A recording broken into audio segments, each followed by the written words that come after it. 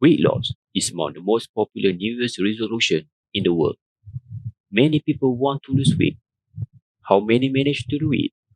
And how many manage to lose weight and keep it off?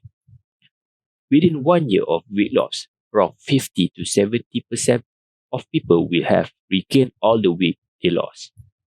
Furthermore, 85% of people regain it all back within 2 years of losing it. Within 3 years of weight loss, 95% of people will have gained it all back. Thus, the success rate of diet is around 5%, and that is terrible. So, does that mean that diet is not working? No, it works. That's why initially people will lose weight when they are dieting. The issue here is keeping the weight off. I will share the fundamentals based on my reading and experience in this video. This video is a summarized version of an ebook entitled, well, the same as this video, Fat Loss Forever, How to Lose Fat and Keep It Off, written by Len Norton and Peter Baker. I put up the link in the description below. Why do we want to lose weight? Benefits include, but are not limited to, increased longevity, decreased risk for cardiovascular disease, decreased risk for cancer, decreased risk of type 2 diabetes, improved quality of life, and let's not forget the obvious one, LGM. Nowadays, it is more common to Malaysians that is below the age of 40 to develop metabolic disorders such as cardiovascular disease and type 2 diabetes. That is why the health cost is increasing every year. The impact is the government have to absorb it. That will lead to higher tax imposed by them to us. Medical takafu, you say? Okay, but how do takafu work? The provider pull funds from the contributor and use it to fund the medical costs. What happens if there's an increase of medical claims over the years? The operator has to increase the takafu contribution. Eventually, we have to absorb the cost. So a little background about me.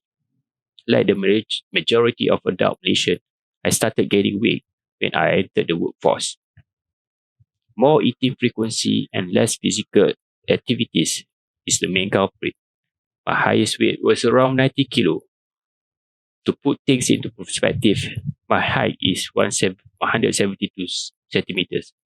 So my BMI was slightly over 30. Fortunately, I stumbled upon this book. I planned my weight loss according to the knowledge that I gained from it. First, to lose weight, we have to create calorie deficit. Calorie in must be less than calorie out. How to create a calorie budget? First, determine total daily energy expenditure and choose a maximum of 1% body weight to lose per week. You can use online calculator for this. You have to put your age, weight, height, and activity level to determine your total daily expenditure. Second, determine protein intake. Target to get 2 grams per kilogram of body weight. Next, subtract calories from protein from total daily average calories. Then, distribute remaining calories of carbs and fats as per your preferences. Now you have a calorie budget. Next step is food tracking. Weigh and track your food intake. Use app like MyFitnessPal. Do you have to track every single meal? I would say yes. And that is what I have been doing for the past 5 months. The habit of tracking food intake will make you accountable and you have a data as a tool in your weight loss journey. Next step is progress tracking. Please bear in mind that weight fluctuates every day. So don't be panicked when you gain 1 or 2 kilograms compared to the previous day. I wake myself every single day. After wakes up and finishing business in the toilet. Then I take the average as the week's weight. Then I compare it with the previous average week's weight. Then I will adjust my calorie budget. If my weight loss rate is within 1%, keep the budget. If more than 1%, slightly increase the budget by 5%. If I did gain weight, cut the calorie budget by 5%. Then comes the exercise part. Do we have to exercise to lose weight? Not necessarily, but exercise helps to strengthen our body and burns more calories. That is a good tool in our weight loss journey. But most of the people will only do cardio exercise to lose weight. This is a mistake. When we lose weight, we lose both fat and lean body mass. To increase fat loss and decrease loss of lean body mass, the combination of resistant training and high protein diet will help. We want to send signal to the body that we need the muscle by doing resistant training, and sufficient protein intake will help it grow.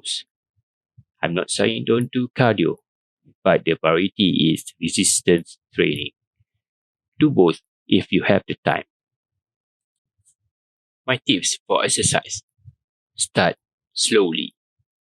I start with increasing my daily steps gradually, from never give attention to my daily steps to around 10,000 steps a day.